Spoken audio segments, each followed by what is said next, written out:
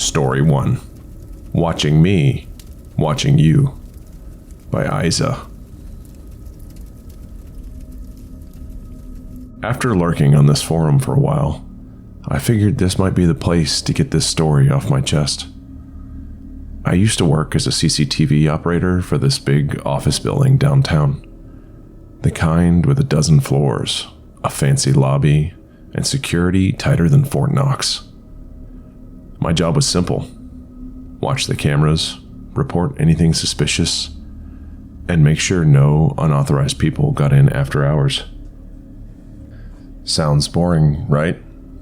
It was, until that one night. It was a typical Friday evening.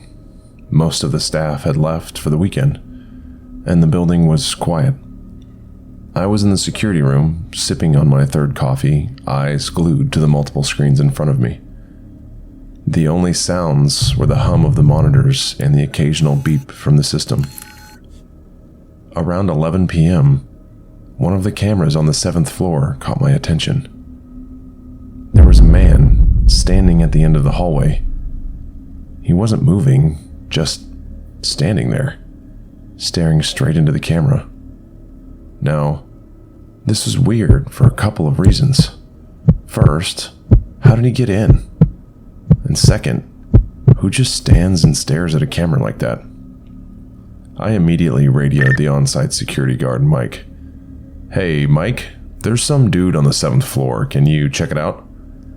Mike responded, sounding a bit groggy. "On it." I kept my eyes on the screen, watching the man. He didn't move. Didn't even blink.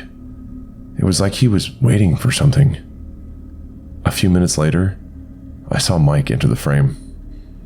He approached the man, said something to him, but the man didn't respond. He just kept staring at the camera. Suddenly, the feed went black. I blinked, thinking maybe it was a glitch. But when it came back on, the man was gone. Only Mike was there, looking confused. "Hey, where'd he go?" I asked. Mike's voice crackled through the radio. "What are you talking about? There's no one here." I felt a chill run down my spine. "Mike, I swear there was a guy right in front of you. He was staring at the camera the whole time." Mike paused. "Look, I don't know what you saw, but there's no one here. Maybe it's a glitch or something?" I wasn't convinced, but what could I do? I decided to rewind the footage just to make sure I wasn't going crazy. And there he was, the man, clear as day, standing and staring. But when Mike entered the frame, the man simply vanished, like he was never there. I decided to check the other cameras, and that's when I noticed him again. This time on the 5th floor, then the 3rd, then the lobby. Each time, he was just standing there, staring into the camera. But here's the creepiest part. Every time I switched to a new camera, he was already there, waiting, like he knew I was watching. I was freaking out at this point. I called Mike again. "Dude, he's everywhere. He's on every floor. I don't know how he's moving so fast." Mike was silent for a moment. "Look, I've checked every floor. There's no one here. Maybe you need a break." But I knew what I saw. I decided to lock the security room door and keep an eye on the cameras. Hours went by, and he was still there, on every camera, always staring. It felt like he was watching me, even though that was impossible. Finally, around 4 a.m., he disappeared. Just like that. I didn't see him leave. He was just gone. I stayed in that room until sunrise, too scared to leave. I quit the next day. I couldn't handle going back there, knowing what I saw. I still have no explanation for it. Maybe it was a glitch. Maybe it was my mind playing tricks on me, or maybe, just maybe, there was someone or something in that building that night. And the scariest part, I'll never truly know. Story 2: Mysterious Writing Girl by Vanessa. I'm a teacher, and this happened a couple of years ago. I still get chills thinking about it. I was working late one evening, grading papers in my classroom. The school was mostly empty, save for the janitors and maybe a teacher or two. The silence was almost comforting, you know? Just the hum of the overhead lights and the distant echo of a janitor's mop bucket. Around 9 p.m., I decided to take a break and stretch my legs. I walked down to the teacher's lounge, made myself a cup of coffee, and sat down in front of the CCTV monitor.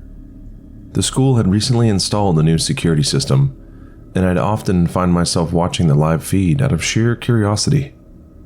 It was oddly calming to see the empty hallways and classrooms, knowing that all the students were safely at home.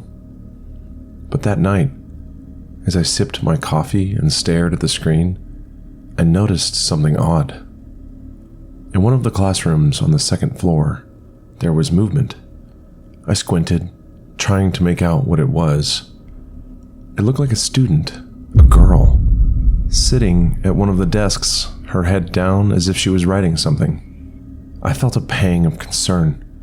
What was a student doing in the school at this hour? Maybe she was a child of one of the janitors or a teacher, but it was strange that she'd be in a classroom alone so late.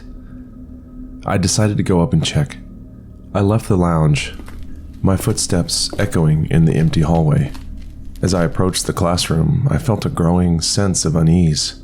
The door was slightly ajar, and the room was dark except for the faint glow of the streetlights filtering through the blinds. I gently pushed the door open. "Hello?" I called out softly. "Is someone in here?" Silence. I reached for the light switch and flicked it on. The room was empty. No student, no sign of anyone having been there. I quickly checked the adjoining rooms, but they were all empty too. Confused and a little freaked out, I hurried back to the teacher's lounge. I needed to see that footage again.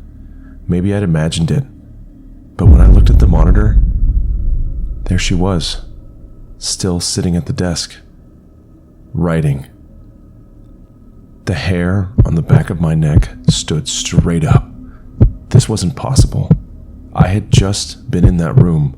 I grabbed my phone and dialed the school security guard. He answered on the second ring. "Hey, there's a girl in one of the second floor classrooms. Can you check it out?" I said, trying to keep my voice steady. He assured me he'd be right there. I waited, eyes glued to the screen. After what felt like an eternity, I saw the security guard enter the room on the monitor. He looked around, clearly as confused as I was. The girl was still on the screen, but he didn't seem to notice her. He even walked right past her desk. He called me a few minutes later. "There's no one here," he said, sounding puzzled. I didn't know how to explain what I was seeing. I thanked him and hung up. Feeling more unsettled than ever, I decided to pack up and leave. I didn't want to be in the school a minute longer than necessary. The next day, I asked the IT guy to check the footage from the previous night. He looked at me strangely when I described what I'd seen. "That's impossible," he said. "The cameras only show live feed, there's no recording." I tried to rationalize it, telling myself that maybe there was an issue in the CCTV system that night. I just made myself believe that everything I saw was just an error, nothing more. I never figured out what happened that night. I still teach at the same school, but I avoid staying late whenever I can, and I never, ever look at the CCTV footage anymore. To this day, I wonder who that girl was and what she was writing, but I'm too scared to find out.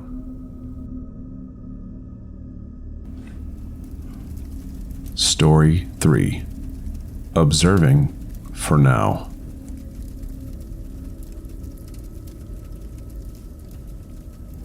I used to work at this computer rental shop in a not-so-great part of town.